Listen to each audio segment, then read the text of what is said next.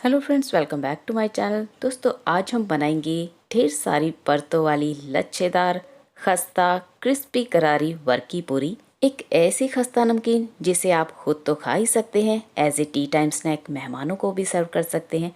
बस एक बार आप इसे बनाकर रख लीजिए और लंबे समय तक आप इसे स्टोर करके रख सकते हैं और इंजॉय कर सकते हैं। और टेस्टी इतनी कि आप इसे बार बार बनाएंगे। तो चलिए बिना देरी किए जल्दी से इसे बनाना शुरू करते हैं। तो चलिए वर्क की पूरी के लिए आटा लगाकर तैयार कर लेते हैं। तो यहाँ पर हमने 2 कप मैदा लिया है और इसे एक बड़े से बर्तन में डाल लेंगे। आप यहाँ पर मैदे की जगह पे गेहूं का आटा भी ले सकते हैं या फिर आधा गेहूं का आटा और आधा मैदा, इस तरह भी ले सकते हैं। तो 2 कप हमने यहाँ पर मैदा लिया है। तो चलिए अब हम इसके अंदर कुछ मसाले डालेंगे। तो यहाँ पर आधा छोटी चम्मच हम इसमें नमक डाल देंगे। दोस्तों, ये नाश्ते वाले चम्मच है जिससे हम खाना खाते हैं। अब यहाँ पर आधा छोटा चम्मच हम इसमें जीरा डालेंगे और जीरे को इस तरह से थोड़ा सा हाथों से क्रश करके डालिए, इससे बहुत अच्छा टेस्ट आता है। और इसके बाद हम आधा चम्मच ही अजवाइन इसके अंदर डालेंगे और इसको भी हल्का सा हाथों से क्रश करके डाल देंगे। और अब हम इसके अंदर आधा छोटी चम्मच कुटी हुई काली मिर्च डालेंगे। दोस्तों, ये दरदरी कुटी हुई काली मिर्च है, ये डाल देंगे। और इसके बाद हम इसमें 1 बड़ा चम्मच यहाँ पर मैं कसूरी मेथी डाल रही हूँ। अगर आप इसे और ज़्यादा चटपटा बनाना चाहते हैं तो थोड़ी सी कुटी हुई लाल मिर्च डाल सकते हैं। अब हम इसके बीचों बीच इस तरह से थोड़ी सी जगह बना लेंगे और इसके अंदर मोइन डालेंगे। तो यहाँ पर मैंने घी को मेल्ट करके लिया है। दोस्तों, यहाँ पर हम 2 बड़े चम्मच इसमें घी डाल देंगे और इसे मिक्स कर लेंगे। आप इसमें घी की जगह पे रिफाइंड ऑयल भी डाल सकते हैं, लेकिन घी से खस्तापन थोड़ा सा ज़्यादा आता है, तो हमने घी डालकर इस तरह से मिक्स कर लिया है। अब हम हाथों से इस तरह से इसे मिक्स करेंगे ताकि मैदे के अंदर घी का मोइन अच्छे से लग जाए। इससे क्या होगा दोस्तों, बहुत ही ज़्यादा खस्ता हमारी नमकीन तैयार होगी। बहुत ही अच्छी वर्की पूरी, खस्ता वर्की पूरी तैयार होती है। तो इस तरह से मिक्स कर लेते हैं। अगर हमें लगेगा कि घी कम है तो हम थोड़ा सा घी और डाल लेंगे। घी को मैदे में मिक्स करने के बाद आप इस तरह से इसे इकट्ठा करके देखिए। अगर ये लड्डू अच्छे से बन रहा है तो ठीक है। यहाँ पर मुझे घी थोड़ा सा कम लग रहा था, तो यहाँ पर मैंने 1 बड़ा चम्मच घी इसके अंदर और डाल दिया है। फिर से इसे मिक्स कर लेंगे और हाथों से आप मैदे के अंदर घी को अच्छे से मिक्स कर लीजिए। दोस्तों, ये स्टेप ध्यान से देखिए क्योंकि इसी से जो है वर्की पूरी खस्ता बनती है। तो देखिए, हमने यहाँ पर इसके अंदर मोइन डाल लिया है और अब ये बिल्कुल परफेक्ट है। हमने इसके अंदर बिल्कुल सही मोइन लगाया है, तो आप इस तरह से चेक कर सकते हैं। तो चलिए अब हम इसका आटा लगाकर तैयार करेंगे। थोड़ा थोड़ा पानी डालकर यहाँ पर हम इसका सख्त आटा लगाकर तैयार करेंगे। दोस्तों, आटा बहुत ज़्यादा पतला भी नहीं होना चाहिए और बहुत ज़्यादा ड्राई भी नहीं होना चाहिए। तो मीडियम तरह का आटा हमें यहाँ पर लगाकर तैयार करना है। पानी को थोड़ा थोड़ा करके डालिए और इस तरह से मिक्स कर लीजिए। दोस्तों, जो रोटी के लिए हम आटा लगाते हैं वो थोड़ा सा सॉफ्ट होता है और जो समोसे के लिए आटा लगाते हैं वो थोड़ा सा ज़्यादा सख्त होता है। तो हमें यहाँ पर मीडियम आटा लगाकर तैयार करना है। मुझे उम्मीद है आपको समझ में आ गया होगा। तो चलिए अब हम इसे इस तरह से इकट्ठा कर लेते हैं। आटा इस तरह से जुड़ गया है, तो अब हम इसे मसल कर चिकना करेंगे। तो 2 से 3 मिनट के लिए आपको इसे मसल कर एकदम चिकना कर लेना है। तो आप यहाँ पर देख सकते हैं कि हमने किस तरह का आटा लगाकर तैयार किया है। आटा ना तो बहुत ज़्यादा ड्राई है और ना ही बहुत ज़्यादा पतला है। 2 मिनट के लिए आटे को अच्छे से गूंदिए। तो यहाँ पर हमने आटा लगाकर तैयार कर लिया है। तो अब हम इसे रेस्ट के लिए रखेंगे। तो 10 मिनट के लिए हम इसे ढक कर रेस्ट के लिए रखेंगे। तो हम इसे एक प्लेट से कवर कर देते हैं। तो जब तक आटा सेट हो रहा है हम बाकी की तैयारी कर लेते हैं। तो यहाँ पर हमने 3 चम्मच घी लिया है। घी को हमने यहाँ पर मेल्ट करके लिया है। तो अब हम इसके अंदर 3 चम्मच कॉर्नफ्लावर डाल देंगे। दोस्तों, अगर आपके पास कॉर्नफ्लावर नहीं है तो आप इसकी जगह पे चावल का आटा भी ले सकते हैं। इसे डालकर मिक्स कर लीजिए। हमें यहाँ पर इसका पेस्ट तैयार करना है और इसके अंदर पानी वगैरह हमें कुछ भी नहीं डालना है। दोस्तों, अच्छे से मिक्स कर लीजिए। इस पेस्ट से क्या होगा कि वर्की पूरी में लेयर जो है वो बहुत अच्छे से निकल कर आएंगी और दूसरा वर्की पूरी बहुत ज़्यादा क्रिस्पी बनेगी। तो हमें इसे इस तरह से मिक्स कर लेना है और यहाँ पर इसका पेस्ट जो है वो तैयार हो गया है। तो चलिए इसे साइड में रखते हैं और आटे को देख लेते हैं। तो आटा भी सेट हो गया होगा। आटे को रखे हुए 10 मिनट हो गए हैं और आटा अच्छे से सेट हो गया है। एक बार इसे मसल कर इस तरह से चिकना कर लीजिए और यहाँ पर वर्की पूरी के लिए आटा जो है वो बिल्कुल तैयार हो गया है। तो चलिए अब हम इसे वर्की पूरी बनाना शुरू करते हैं। तो आटे को 2 भाग में इस तरह से तोड़ लीजिए और अब हम आटे के 7 पेड़े तोड़कर तैयार कर लेंगे। दोस्तों कोशिश कीजिए पेड़े एक ही साइज़ के तोड़िए। तो यहाँ पर हमने 7 पेड़े तोड़ लिए हैं और अब हम यहाँ पर पेड़े को इस तरह से गोल गोल कर लेंगे। जिस तरह से हम रोटी के लिए पेड़े को तैयार करते हैं बिल्कुल हमें वैसा ही करना है। तो सारे पेड़े हम इस तरह से तैयार कर लेते हैं। तो यहाँ पर पेड़े तैयार हो गए हैं तो हाथों से इस तरह से हल्का सा इन्हें प्रेस कर दीजिए, क्योंकि अब हम इन्हें बेलने वाले हैं। जिस तरह से हम रोटी बेलते हैं उसी तरह से हमें इन्हें बेल कर तैयार करना है। रोटी से हमें इसे थोड़ा सा ज़्यादा पतला बेलना है और इसके लिए मैं बिल्कुल भी सूखा आटा नहीं लगा रही हूँ, क्योंकि यहाँ पर आटा हमने ऐसा लगाया था कि यहाँ पर सूखा आटा लगाने की ज़रूरत नहीं पड़ेगी। तो यहाँ पर हमें इसे बेल कर तैयार करना है। तो थोड़ी सी पतली रोटी हमें यहाँ पर बेलनी है। तो इस तरह से उठाकर आप इसे बेल लीजिए। दोस्तों ये मैदे की रोटी है और जब हम इसे उठाते हैं तो हल्का सा श्रिंक हो जाती है। तो देखिए हमने इसे बेल लिया है और हमने इसे नॉर्मल रोटी से, चपाती से थोड़ा सा पतला बेला है। तो अब हम सारे पेड़े की रोटियां बेलकर तैयार कर लेंगे। तो इसे हम प्लेट में रख लेते हैं और बाकी के पेड़े को भी इसी तरह से बेलकर तैयार कर लेंगे। दोस्तों ये परतदार वर्क की पूरी बहुत ही ज़्यादा टेस्टी लगती है, तो आप इसे एक बार ज़रूर बनाइए। तो देखिए हमने यहाँ पर सारे पेड़े बेलकर तैयार कर ले हैं। तो यहाँ पर हमने 7 पेड़े बनाए थे, तो यहाँ पर 7 रोटियाँ जो हैं वो बनकर तैयार हो गई हैं।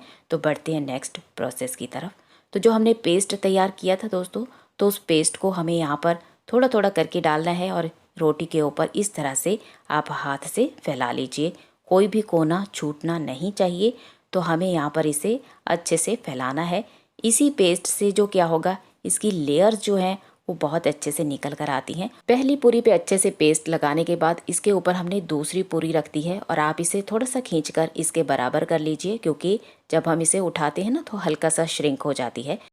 तो इसके ऊपर भी हमें वही स्टेप रिपीट करना है। तो हमने थोड़ा सा इसके ऊपर पेस्ट लगा दिया है और आप इसे अच्छे से फैला लीजिए। कोई भी कोना ना छूटे, इस बात का ध्यान रखिएगा।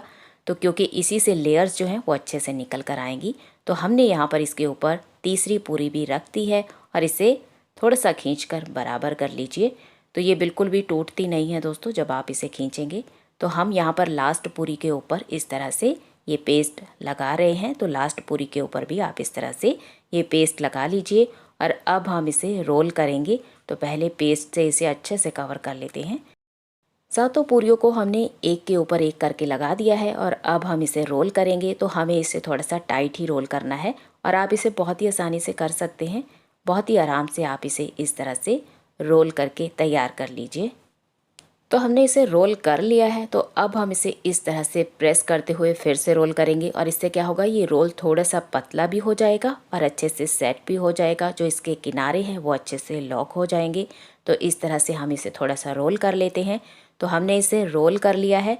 तो अब हम इसे कट करेंगे। तो पहले हम इसके साइड से जो किनारे हैं उन्हें कट करके निकाल देंगे, क्योंकि वो अच्छे से हमारी पूरी जो है वो बनकर तैयार नहीं होगी। तो देखिए हम इसे इस तरह से कट कर निकाल देंगे। आप बाद में इसे फ्राई कर सकते हैं। तो अब हम इसे आधा आधा इंच तक इस तरह से कट कर लेंगे। तो आधे आधे इंच पे आपको इस तरह से इसे कट करके तैयार करना है। तो हम इसे कट कर लेते हैं, फिर मैं आपको दिखाती हूँ। तो हमने इन्हें कट कर लिया है। तो चलिए अब हम इन्हें बेल कर तैयार करेंगे। तो देखिए इस तरह से हमने इन्हें कट किया है। तो चलिए अब इन्हें बेल कर तैयार करेंगे। तो पहले हम इन्हें उठाकर प्लेट में रख लेते हैं।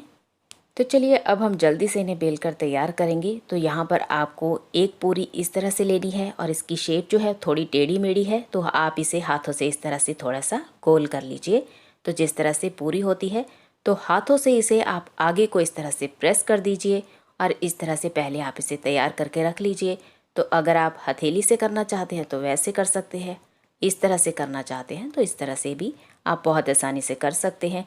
तो सारी पूरी जो है हम इसी तरह से इन्हें तैयार कर लेंगे। हल्का सा आपको इसे प्रेस करना है बस। अब हम इन्हें बेलेंगे।